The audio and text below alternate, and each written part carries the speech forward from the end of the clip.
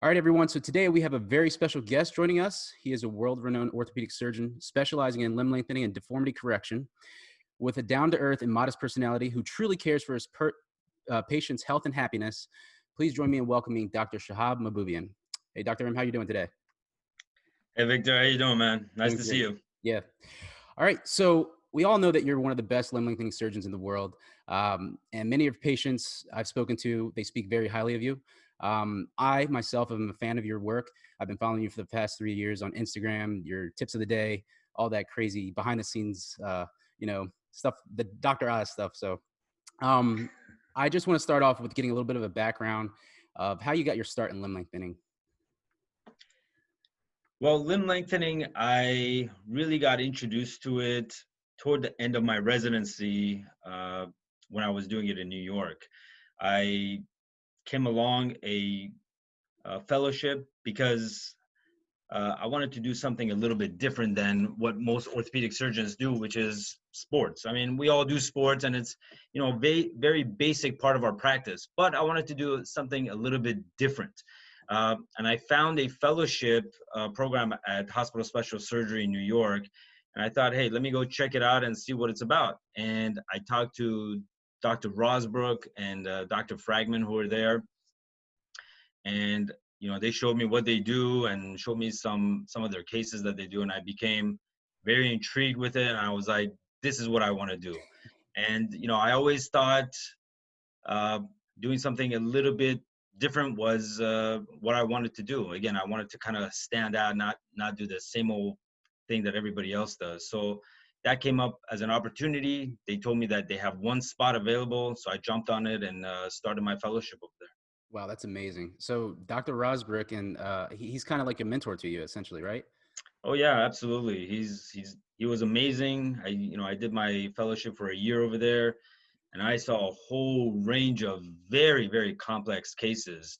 The uh, the limb lengthening stuff was the easy part, actually. I mean, we saw a lot of really bad deformities and people with infections that nobody else could treat. No other orthopedic surgeons knew how to treat. So I learned how to deal with all these complications and really give back the life of all these people who had lost their limbs and function of their bodies.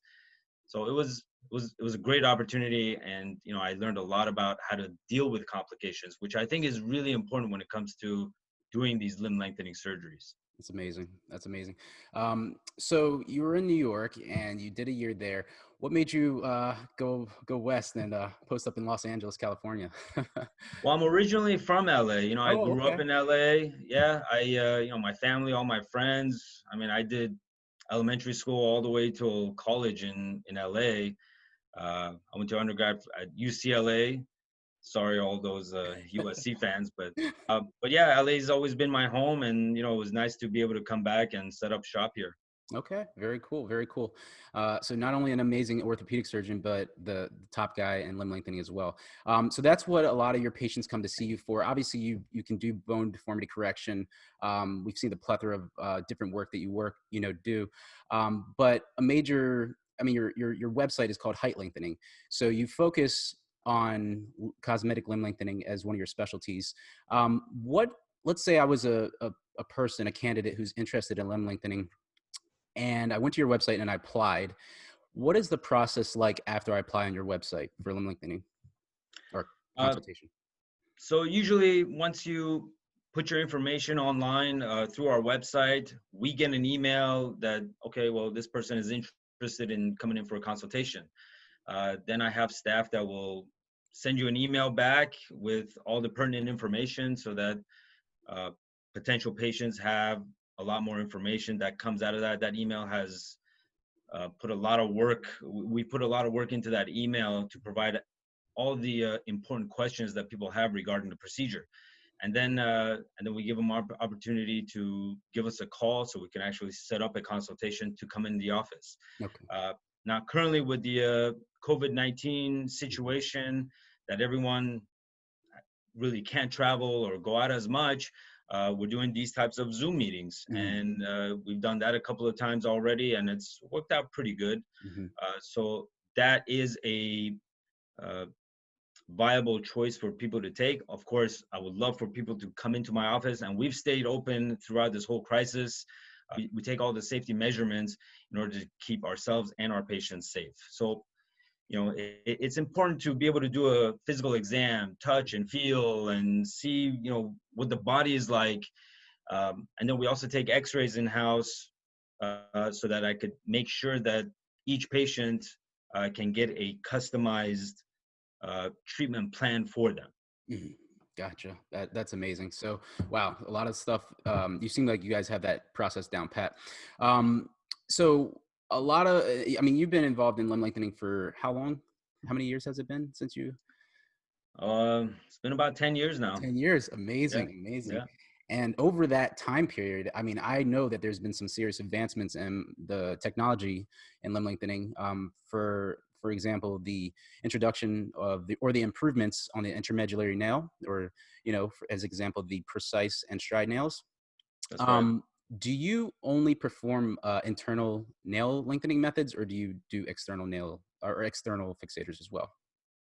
So, again, like I said, I try to customize each treatment according to what the patient wants, uh, what their specific interests are, what kind of payments they want to make, because again, this is a very expensive procedure. So some people can only afford so much. And, so I do my best to try and work out whatever I can for them to achieve their goals. Right. Now, for the femurs, the external devices have been a nightmare since this whole process was initially started. Mm. It's a very, very painful procedure to do it with an external device. Mm-hmm. So all my femurs is now standard that we do internal rods. Okay. The tibias, when we do the tibias, there is an option to do an external device, and I've done them on a few patients. But again, it's not the preferred method. The preferred method is internal because there's just so many advantages to it. There's less risk of infections. It's a lot less painful. You get better stability, and you just don't have to have a device on for as long of a period of time. So the recovery is a lot faster. Gotcha. So there's been so many advantages of the intramedullary method that's pretty much the standard at this point. Amazing. Yeah, that's good. Okay, so let's say that a person is, a candidate. You guys screen them. You do the consultation. They make the payment. They're ready to get the leg lengthening surgery done. And let's say this person wants to get specifically 6 centimeters in height. Do you have any recommendations on which set of bones they should get done, like as if it's the femurs or the tibias, based on, or does it depend on their flexibility, their health, their age? What type of considerations do you have to make when coming up with that decision? Well, there is a lot to consider when determining which ones to do, whether it's the femurs or the tibias. Normally, I recommend doing the femurs first because not only does it have less chances of complications, but it's easier to tolerate. It's a much faster recovery. It's cheaper in sense of the cost of the procedure. So if someone is, well, I don't know which one I should do, I always recommend doing the femurs first. Now, there's an exception. When a patient wants to do their tibias and their femurs, because let's say they want to go beyond the 8 centimeters that the length, that the nail has a limit of 8 centimeters. So let's say they want to go beyond that, they got to do the tibias and the femurs. Only then would I recommend starting on the tibias first. Okay. Like I said, the femurs take a much longer time. I'm sorry, the tibias take a much longer time to recover in comparison to the femurs. So that's why we want to start with the slower process first and then do the femurs so that by the time they're both done, the whole process and the lengthening is done together. I got it. That'll help answer a lot of people's questions because they always ask, well, which ones do they get done first if they're getting both done? And I didn't know that answer. So you answered that. Yeah. And usually when we do both the tibias and the femurs, we like to wait 3 to 4 weeks between the two procedures. There have been people that say, well, I just want to get it all done and do all 4 segments all at once. It's a terrible idea. Number one, it increases the risk of complications, including pulmonary embolism or fat embolism. But also it's just too much surgery, both for Mhm. me and for my patient. It's a long procedure as it is. Yeah, So to double it up, it's just too much. I got you. So, we have to kind of split it apart and, wait 3 to 4 weeks to let the body kind of recover before doing the second procedure. I see. That makes sense. Okay. And after the initial surgery for, let's just say they got the tibias done, how long do they have to stay in the hospital after the procedure? How many days? Typically, I recommend they stay 2 nights. 2 nights. So, they do the surgery the first day, and then by the third day, so they Mhm. stay 2 nights. By the third day, They can go. I'd say 90 to 95% of my patients are ready to leave. Okay. Sometimes they have, a lot of pain, or they have a lot of weakness and they can't get up. Hmm. So that we keep them an extra day just to make Hmm. sure that they could get up and walk around, because we don't want them leaving the hospital and falling and causing other injuries. Hmm. So we have to make sure, and we have the most fantastic physical therapists Wow. at our hospital, who really make sure that the patients are nice and stable before they leave. Amazing. That's a good process there. And you mentioned pain, being in a lot of pain. Obviously, I've been through the surgery myself. I had the precise nail done. I know that it is a terribly painful surgery after the first day. What do you do to help manage the pain for your patients? It all really starts off during the preoperative stages. Hmm. Uh, People such as yourself who are highly motivated, and they prepare themselves for this surgery, not just physically but mentally also. So you have to understand there will be some pain, there will be some discomfort, but you have to fight through that. Yes. If you don't, then your recovery will take a lot longer and it will be just miserable. Mm. So mentally, you got to be prepared, and physically, basically, you just got to stretch. You have to keep your muscles nice and toned prior to surgery, um, and most people do very well with that. I always provide patients with enough pain medications to make sure that they're nice and comfortable. Mm-hmm. But of course, I don't overprescribe, um, because I hate to see my patients hooked on these narcotic pain medications. So I try to limit what they take, and I encourage them to focus more on physical therapy and stretching and icing to Hmm. help control their pain rather than just popping pills. Right. That makes sense. That sounds like good advice there. Because I actually stopped taking pain meds at about 2 weeks, and I think that's what most people say is around 2 weeks your body kind of catches on to what's going on, and you can manage it pretty well. Yeah, I Very agree. awesome. So a lot of people who are in the leg lengthening forum on my YouTube and just asking tons of questions in my direct messages, they always are asking about athletics, getting back to the sports. A lot of these guys who are in their mid 20s, early 30s, they're athletic. They want to work out, run.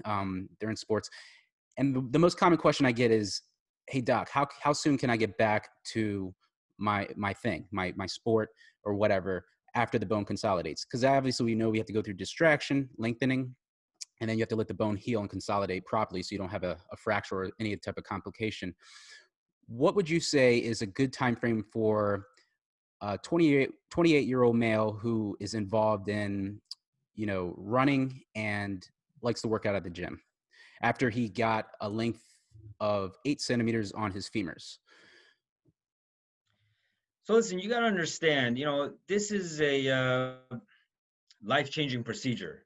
Some people expect to be back to their full potential activities within a few months. It doesn't happen that way. You're not only building new bone, you're also building new muscles. Mm-hmm. And these new muscle cells that are growing and building up, they're very, very weak at the beginning. So it takes time for your body to adjust to this new length. It takes time for your muscles to build up that strength to be faster and be stronger so that you could get back to your sports. I typically tell my patients that it takes approximately 1 year before you get back to where you were prior to your surgery. I've had patients 6 months out and they're like, I still have a limp, I still feel tightness in my hips. And that's normal. So generally in about 6 months, most of my patients are jogging or running. Mhm. But it takes about a year before going back to like full-on contact sports, such as basketball or soccer, things that are very physically demanding. Mhm. Gotcha. That So yeah. you got to give your body time to really recover from this procedure. Mhm. And the other thing is that the longer or the more you lengthen, the more time your body will need to recover from that new length. Mhm. So someone who's only lengthened 4 centimeters is going to recover and be back to sports much faster than someone who's done 8 centimeters. Right. Yep. And that makes perfect sense because for me, I had about just under 4 centimeters on I had a leg length discrepancy on my tibia, and I was back probably within 6 to 8 months, running and stuff, but not lifting, 100% till about that year and a half.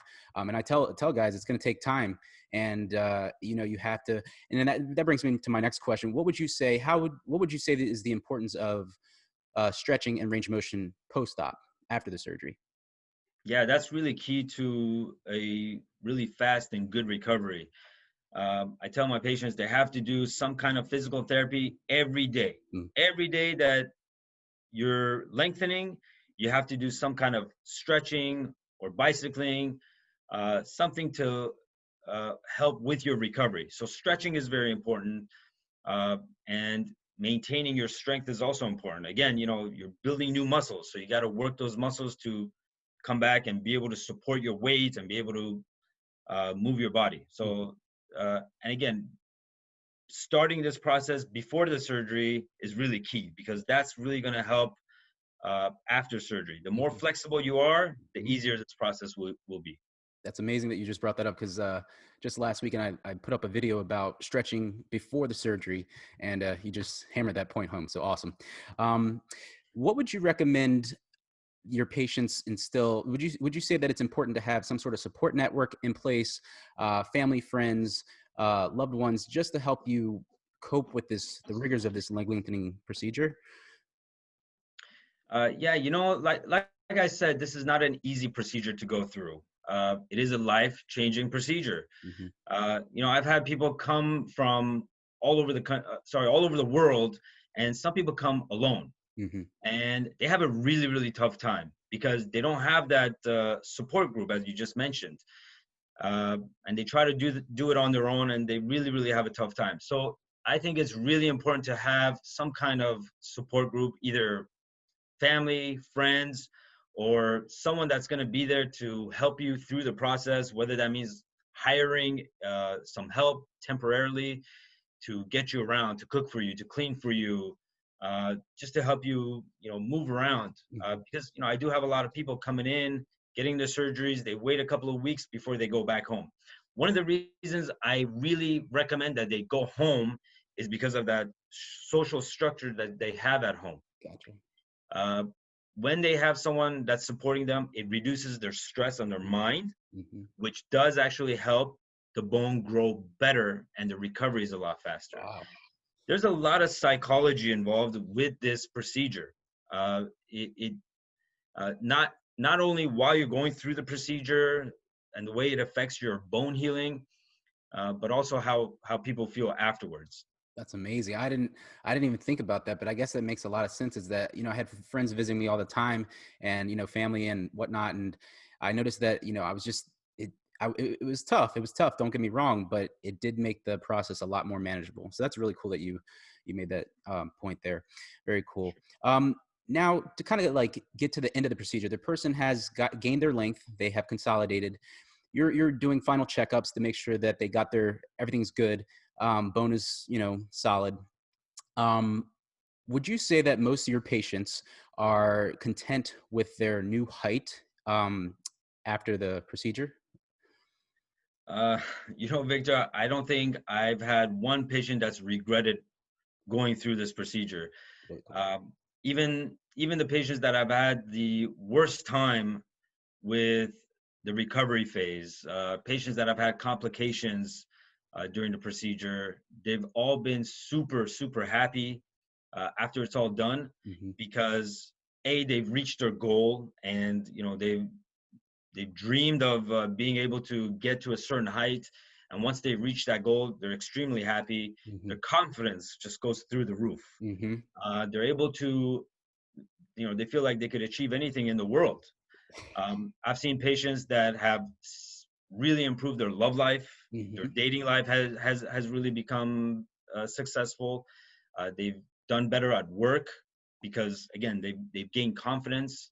So I've seen them move up in their, not just in their socioeconomic status, but just in their workplace, and they're just more personable. They're just Mm-hmm. more talkative, able, they just have that confidence. And like I said, this procedure really has a lot of psychological effects, which is really the most amazing part of this whole procedure is just seeing people so much happier after it's all done. Yeah, man.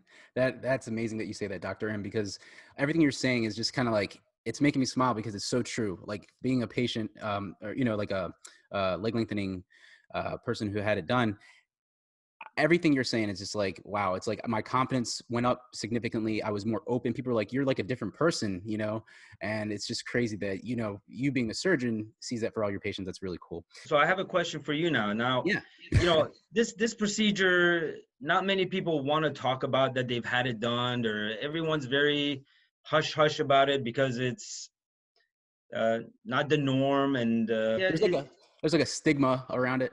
exactly. So, I wanted to see how you felt after you had it done. Were Mm-hmm. you able to talk about it and then share with people your experience? Because I feel like, a lot of patients come in and they try to do this secretively, but then I have some patients that just talk about it openly and they're just a lot happier. Yeah. Yeah. So I wanted to get your take and see what you thought about that. 100%. So what I've noticed is that when I was getting the surgery done, I told obviously immediate family and people who would be supporting me, my support network. But I didn't tell obviously my neighbors. I was involved in bodybuilding at the time, and I didn't tell anybody I was getting it done because I didn't want that to be something like, oh, he's getting some sort of procedure done. So I did kind of keep it on the DL a little bit, but after the surgery, it was so hard to keep it a secret that it changed my life so much, in the positive manner. Like you said, my confidence, exponentially went up. I was so much happier, open. I was doing better in school. Like I went from being like a 3.5 GPA to like a 3.75 to 3.8. I was just, at work, I was doing better. Everything, all areas of my life, I was on full throttle. So that's one of the reasons why I've kind of started this whole, kind of coming out when talking about the limb lengthening procedure, because I want more people to realize that there's no shame in this. There's no shame in this. If they get it done, your life, it should enhance your life. Okay. If it's for you. Again, this surgery is not for everybody. And I don't recommend that, but if they are qualified candidates, after going through your screening process and whatnot, I say that there's no shame in it. And if they can kind of find within them that like, I am happier, then I don't think they should, try to keep it on, to keep it quiet at all. So from my experience, I say that the surgery has made me so much happier that I couldn't keep it a secret. I just couldn't, keep it quiet. So Well, that's great. That's yeah. great. And I think with any type of cosmetic procedure, there is some kind of stigma behind it, even with breast augmentations, hair implants. There's some, I'm not saying come out and tell the world, hey, Right. this is what I do, but I think it's really important that you tell people that are close to you because they'll accept you no matter what. 100%. And I think it's nice to have that support system Mhm. for the reasons we already discussed earlier. Yeah. And I'm glad that we made that point, because I think a lot of people who obviously are watching the YouTube and obviously going to watch your Instagram and whatnot, guys, there's literally no shame in this. And I think that Dr. M made it clear is that you need that support network to heal the bone better, and your recovery will be will be better as well. So, man, great way to end the interview there. Dr. M, thank you so much. So if anybody wants to reach out to you and contact you about potentially, setting up a consultation, where can they reach you? So you can reach me on the website, which is heightlengthening.com. There's a lot of great information, pictures, videos, that explains everything about the procedure. You can also reach out to us on Instagram at Height Lengthening. Mhm. Lots of great information. And I have staff that will answer pretty much 95% of the questions. technical questions regarding surgeries, I'd be happy to respond to those. And things that my staff can't handle, they always send it to me, and I'll be the one that answers those questions. Amazing. But yeah, please make sure to call in to set up the consultation, because we have to put you in a specific time slot. And again, if it's difficult for you to travel right now with the whole Corona situation, we could set up a Zoom meeting just like this, so that we could get you in, and then we'll plan for your surgery at a later time. Very cool. So I'll be sure to post, everybody, I'll be sure to post his website and Instagram handle in the show description. So Dr. M, thank you so much for your time. Would you like to leave our viewers and your followers with any last words about your expertise in the limb lengthening industry? So I just want everyone to understand that this is not a simple procedure by any means. It is a life-changing procedure. I highly recommend you guys go to the Limb Lengthening Forum. I think there's a lot of great information on that. Read other people's diaries and what they've been through. Reach out to others, such as Victor, who has undergone the procedure, just to get information about what to expect, and just to prepare yourself. And preparation is really key for this procedure, not just physically, but psychologically, as we discussed. Very cool. I hope to, again, continue to help everyone that is looking to undergo this procedure. I'm always the one that roots for the short guy. So, to make them feel all better. Yeah. Very cool. So you guys got a good team behind you. So you got Dr. M and me. So world-class surgeon, world-class bodybuilder. All right. Very cool. And I'll be seeing you, Dr. M, for after bodybuilding. After I retire, I need some stem cells, some knee work done. Sure, and, no problem. I can always use a few extra inches. We'll talk about it when we get to it, man. Sounds good. Thank you so much, Dr. M. All righty. Thank you. You got it. Take care. Bye-bye.